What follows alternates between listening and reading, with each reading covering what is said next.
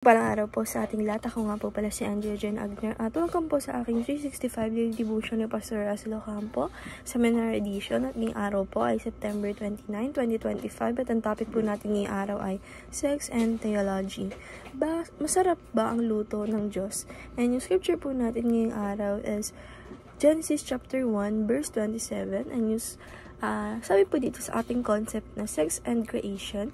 Sex is God's good design given within marriage as a sacred expression of love, unity, fruitfulness.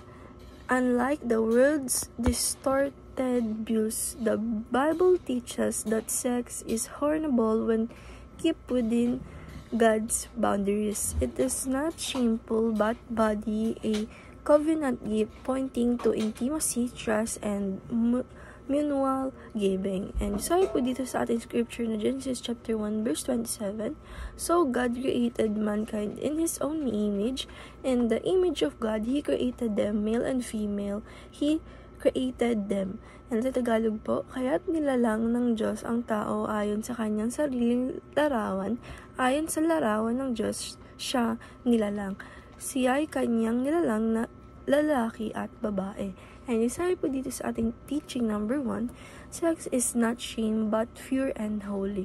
Sabi po dito na yung sex or yung binigay sa atin na male and female sa bawat isa is not shameful. Ito po ay pure and holy dahil tayo po ay ka-image ng ating Panginoong Diyos.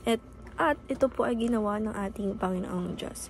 And teaching number 2, sex is God's precious gift. Sabi po dito na yung sex po natin or yung male or female is ito po ay regalo ng ating Panginoong Diyos para sa atin. And teaching number 3, sex is designed with many fine details. Sabi po dito na yung sex daw po is dinisign to ng ating Panginoong Diyos with many fine details na kapag tayo ay nag-asawa, kailangan meron tayong gagawin within marriage na nag-express ng love, unity, fruitfulness sa ating mga partners. And application number 1, protect God's gift of sex. Sabi po dito na apply po natin sa sarili natin or sa life natin na lagi po natin i-protect yung binigay sa atin ng ating Panginoon Diyos na hindi po dapat tayo nalilihis. And application number 2, practice faithfulness in true and dead.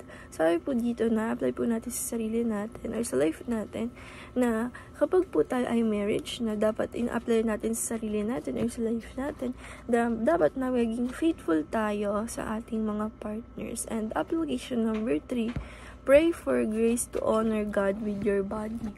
Po dito na apply po natin sa sarili natin or sa life natin na pag-pray po natin na yung grace and honor ng ating Panginoong Diyos ay laging nasa ating katawan. And dahil lang po ngayong araw, maraming salamat. God bless.